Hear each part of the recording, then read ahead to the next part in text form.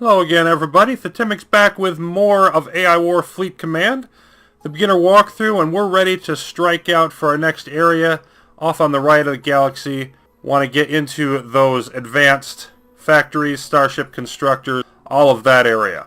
Now let's take a little bit closer look at the assault transport. A few things to notice here. Attrition per wormhole hop outside supply is 26%. Lets them safely go at least 3 jumps out of supply as opposed to 4 with the 35% from the regular transports. Now these actually do have an attack. The energy bomb does 120 damage every 4 seconds, and how many it gets is based on how many ships are inside, because they sort of power the weapons. If we look at that paragraph at the bottom, compared to normal transports, here's what we get. More durable, 160k health, unloads instantly in enemy territory, slowly heals all ships contained inside. They cloak. They've got that modest attack, 1 shot per 10 ships. So if it's full of 200 ships, then we're talking about 20 shots. Normal transports unload their ships. They have to reload their weapons before firing, and these only have to reload halfway. So all of that makes the assault transports better. They're pretty much a must-have ship, despite the 3k price for unlocking them. So I've got 3 different sets of ships here that I want to use because of the system we're attacking. But for now, let's just send all of the transports there together. And of course it's 1, 2, 3, 4 hops away, so 3 hops outside supply. They'll be pretty seriously damaged when they get there, but not destroyed.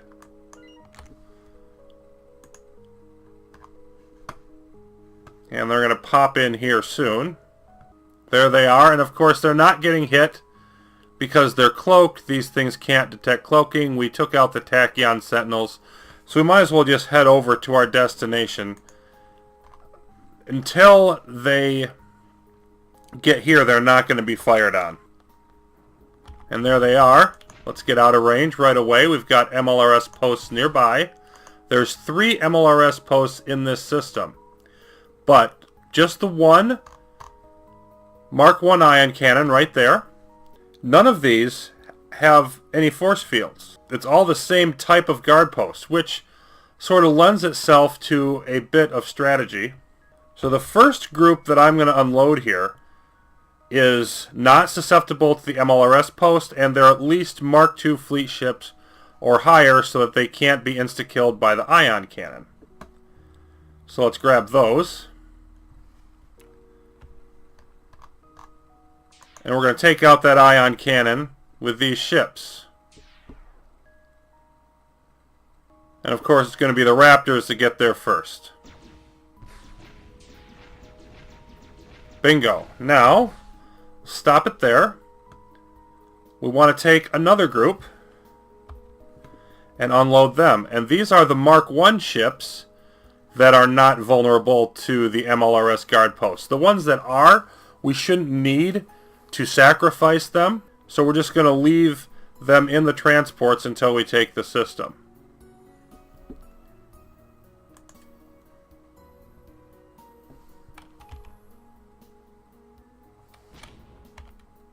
And there we are, Armor, Bomber, Missile, Frigate, Raptor. So let's send them in.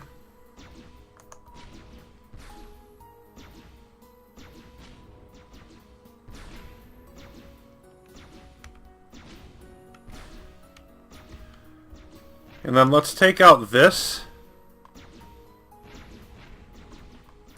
since we're right nearby it getting shot at by it anyway. Oh, there's some reinforcements. We've lost a few ships, but not many. There we go. And now this one down here is firing at us. So I'm going to head that way.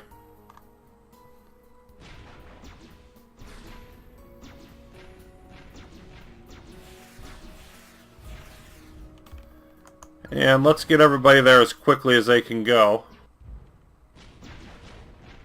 So we took some significant damage, but now I want to move over here, take this out. I only lost less than 20 ships, really. So far from the end of the world. Let's take out that riot control. And that's 2 of the possible posts down. And now we've just got this one left. You can see these in here, the raptors that went in first. We've got some significant damage there, but they did the lion's share of the work, as they do tend to do. There we go. Now let's stop being grouped up and just go after it.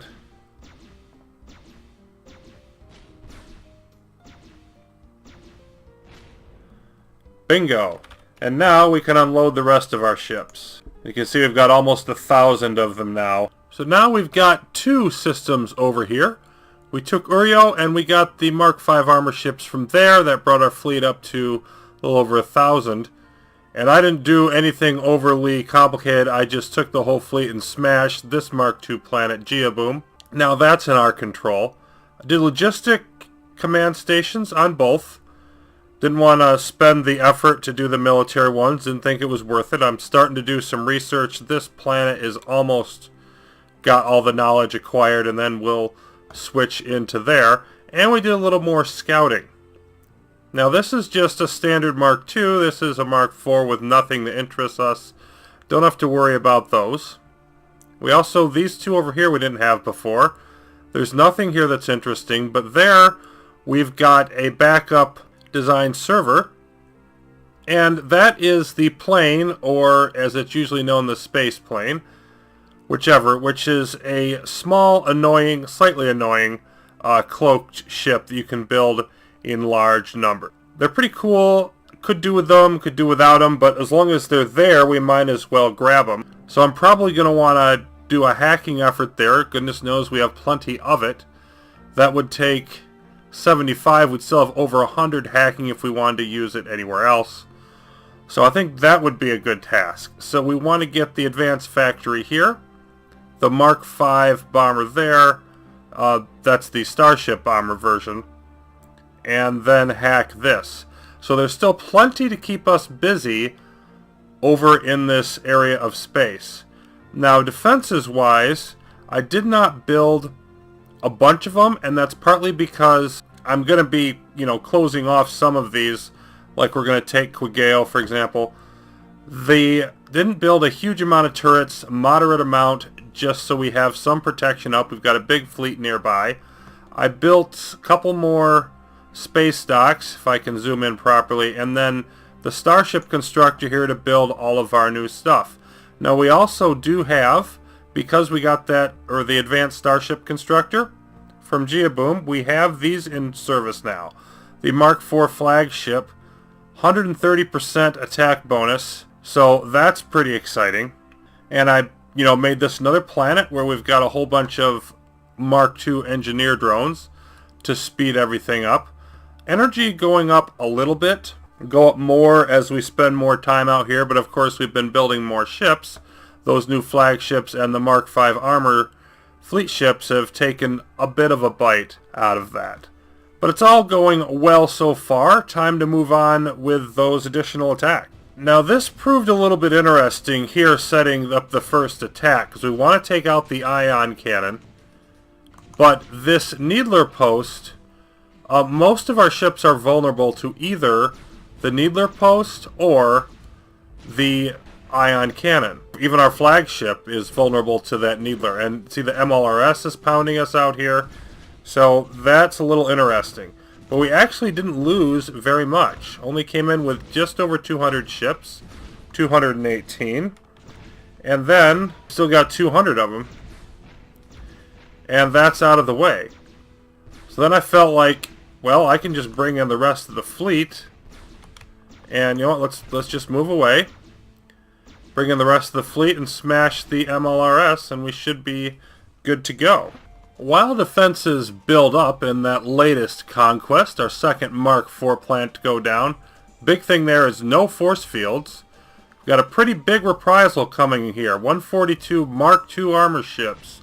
So I sent in our defensive fleet because otherwise this would be a significant threat, and it may be anyway. I also did research the Mark III tractor beams.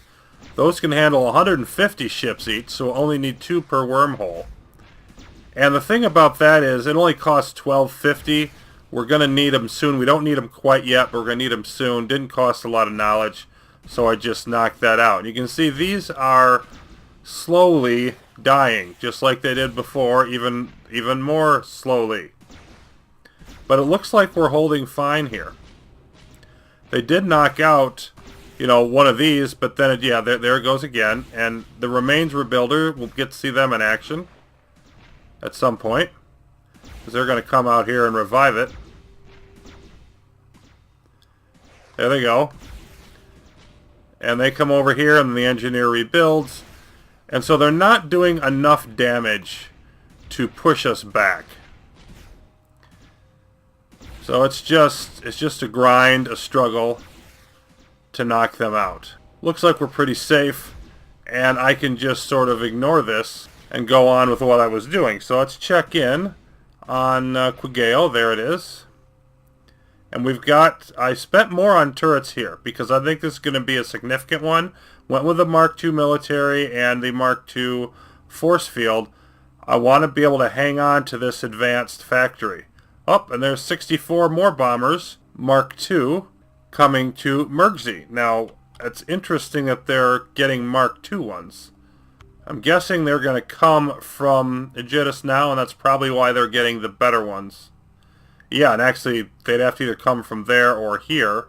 But in any case, you know, I think we're still fine. Our setup there should be able to defend against it. We'll want to watch that and be cautious of it, but no big concern. So let's get more of these ships built. And I don't know how many more types we can fit in here, but you can see we've got the Raptor Mark IV and the Bomber Mark IV being built over here now. I'd already set them up before I went in. We're adding even additional high-level ships to our fleet.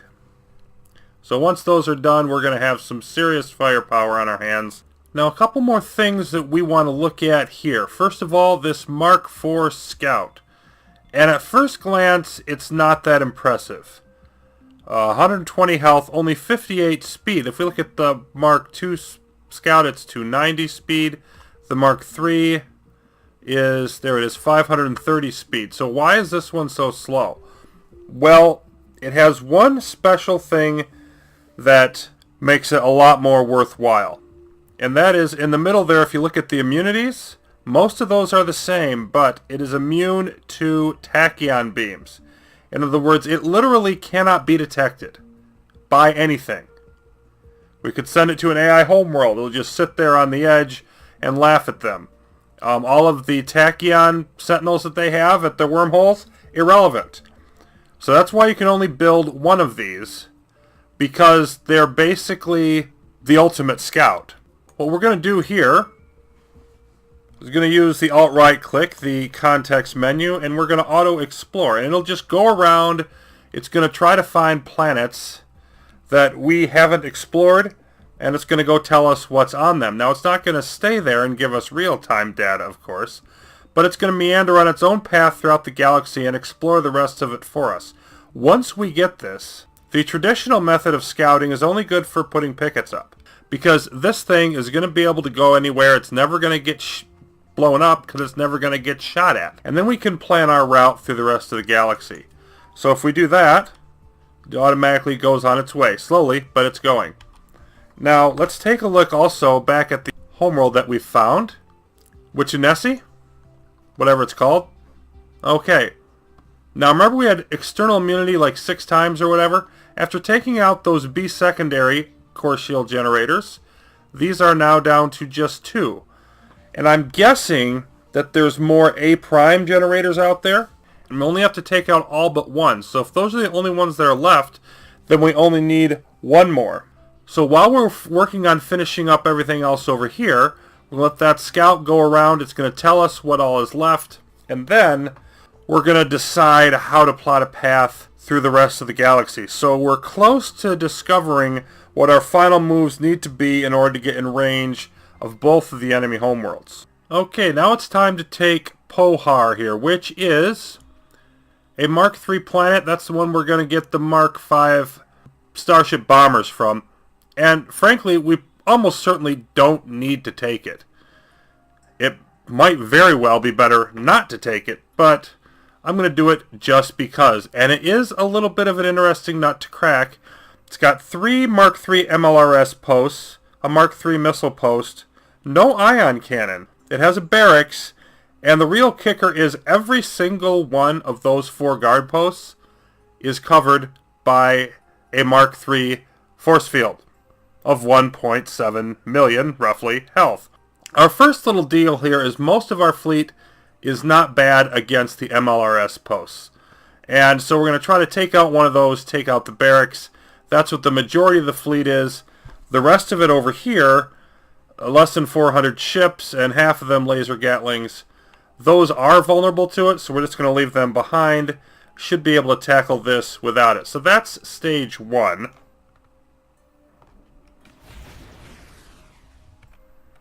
And there they are, and we're going to head over here. Now, the key to this is, here's the missile post. And it can probably protect this one, maybe even that one. But I'm going to want to take that second. I want to keep these ships out of range of it. And they're probably not far out of range of it, but I think they are actually out of range of it. I don't want them coming in here. I don't want to attack that at all. I want to take out this post, the force field guarding it, and then bring the other ships in to help knock out the barracks. And that's the first stage. Then I want to work my way around and try to hammer the missile post, hopefully without too much fire from the MLRS there if I approach it from the opposite direction.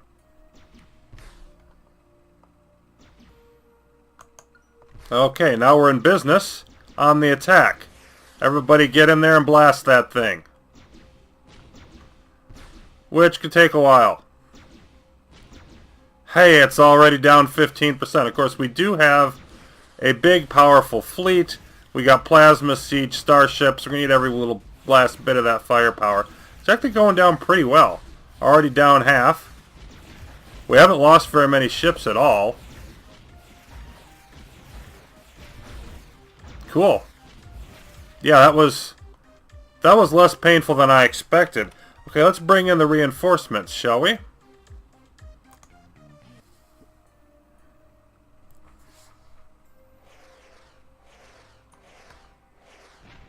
And there it goes. Not that a few hundred more Mark I ships are going to make a big deal, but that was it. Wow. Okay, I thought they were going to have a lot more in there. A lot more. That was super fast. Okay then. Now let's work our way around the bottom of the system.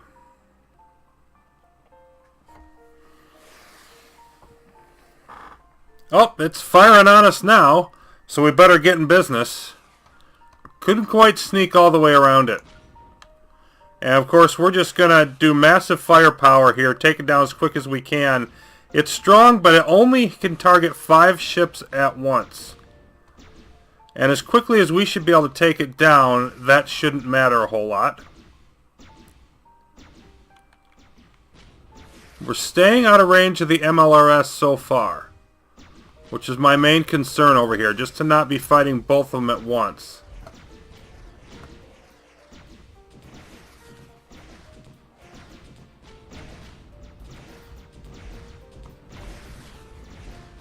Force field dying.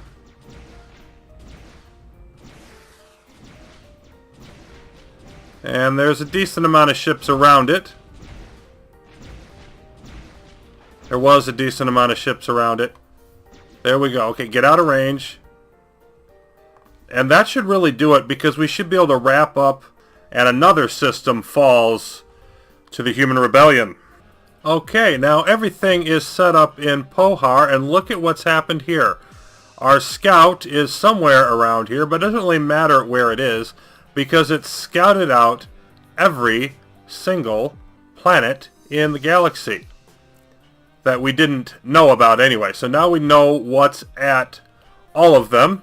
We'll be taking a look at that next time. We've got our homeworld over here, second homeworld, AO call, so that's going to be...